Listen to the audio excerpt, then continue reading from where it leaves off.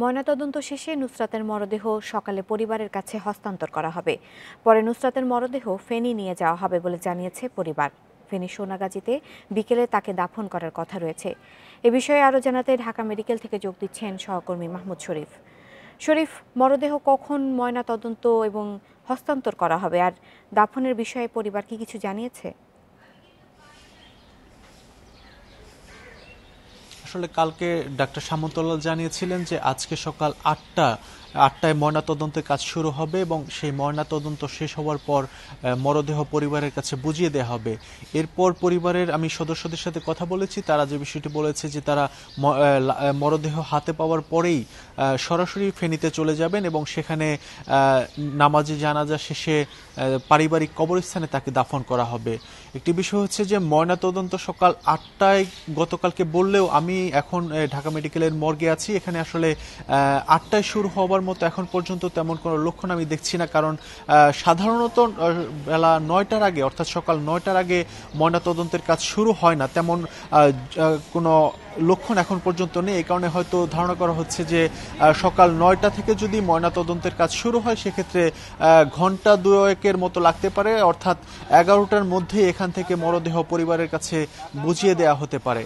আরেকটি বিষয় হচ্ছে যে গতকালকে চিকিৎসকগণ বলেছিলেন যে গতকাল অর্থাৎ বুধবার সকাল থেকেই নুসরাতের যে শারীরিক অবস্থা সেটি অবনতি হতে থাকে এবং কয়েক দফায় তিনি হার্ট অ্যাটাক করেন এবং এরপরে বিকেল নাগাদ তার অবস্থা ধীরে ধীরে একেবারে সংকটাপন্ন হয়ে ওঠে এবং সবশেষে আমরা দেখলাম যে রাত 9:30টায় নুসরাত আসলে সবাইকে কাঁদিয়ে চলে গেলেন, কারণ এখানে তার যে গায়ে আগুন ধরিয়ে দেয়া এটি একটা নৃশংস ঘটনা, যেটি আসলে আমরা বিভিন্ন সময় দেখি বার্ন ইউনিটে যেসব রুগীরা আসেন তাদের কিন্তু বিভিন্ন দুর্ঘটনা থেকে তারা অগ্নিদগ্ধ হন, কিন্তু নুসরাতের গায়ে আগুন ধরিয়ে দেওয়া হয়েছে। এখন পরিবারের সদস্যরা এই যে গায়ে যারা আগুন ধরিয়ে দিয়েছেন নুসরাতের, এর সাথে জড়িত যারা, তাদের বিচারের সর্বোচ্চ শাস্তির দাবি জানিয়েছেন এবং নুসরাতের বাবা প্রধানমন্ত্রী হস্তক্ষেপ কামনা করেছেন যাতে এই ঘটনার সাথে জড়িত অর্থাৎ মাদ্রাসার অধ্যক্ষ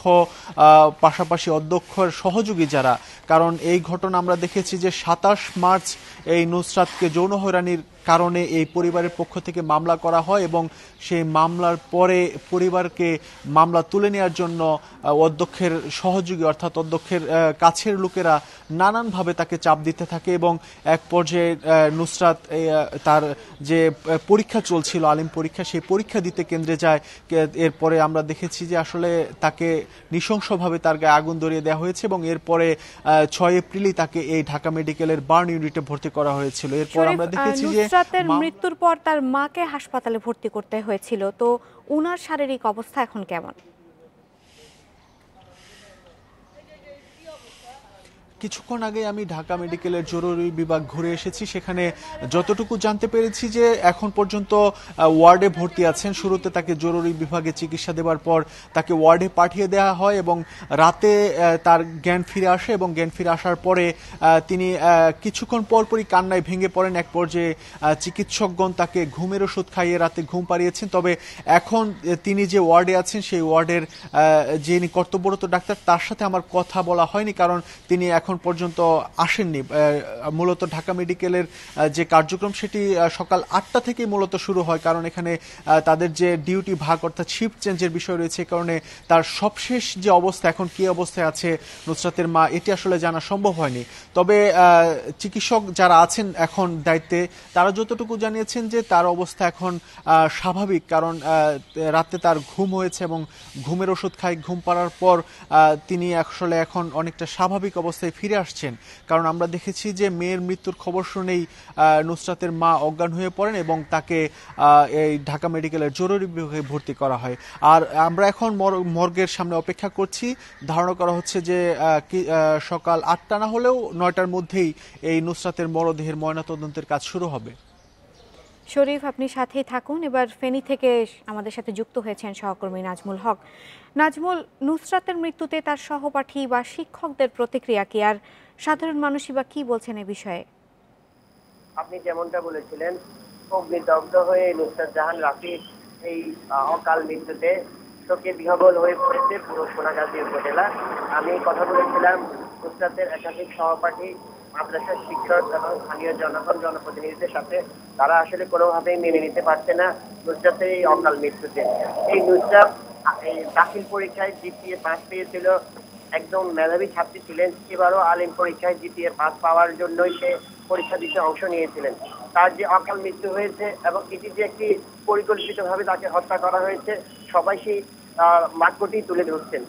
আমি কথা বলেছিলাম এক স্থানীয় মাদ্রাসার এক স্থানীয় প্রভাষক, তিনি আসলে প্রথম দিকে মুখ খুলতে চাচ্ছিলেন না, যেহেতু এখানে মাদ্রাসার গভর্নিং বোর্ডের একটি কমিটি আছে এবং মাদ্রাসার অধ্যক্ষের বিরুদ্ধে অভিযোগ হয়েছে।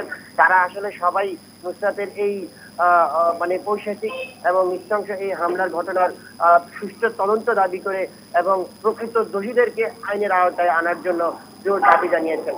আমি তার পরিবারের একাধিক জনের সাথে কথা বলার চেষ্টা করেছি, যেহেতু নুসরাতের দুই ভাই, বাবা মা সবাই ঢাকায় অবস্থান করছেন, তার গ্রামের বাড়িতে আসলে নিকটজন বলতে তেমন কেউ নেই। একজন বৃদ্ধ দাদু আছেন। আর নাজমুল, মামলা পিবিআইতে হস্তান্তর করা হয়েছে, তো এখন পুলিশের কার্যক্রম কি? আর নতুন করে কি কেউ গ্রেপ্তার হয়েছেন?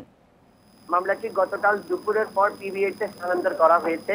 আমাদেরকে এটি তদন্ত কর্মকর্তা মোহাম্মদ কামাল হোসেন জানিয়েছেন। তবে এটি আসলে পিবিআইতে, এখানে পিবিআই যেহেতু লোকালি কোনো টিম নিয়মিত কাজ করে না, তারা বাইরে থেকে এসে কাজ করে, এখানে একজন অতিরিক্ত পুলিশ সুপার পিবিআই দায়িত্বে থাকে।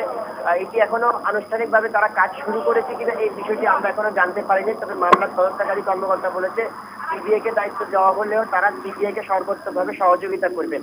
আর আর এই জিনিসটা জানতে চেয়েছেন যে আরো কেউ গ্রেফতার আছে কিনা। আমি কথা বলেছিলাম মামলা তদন্তকারী কর্মকর্তা মোহাম্মদ কামাল হোসেনের সাথে।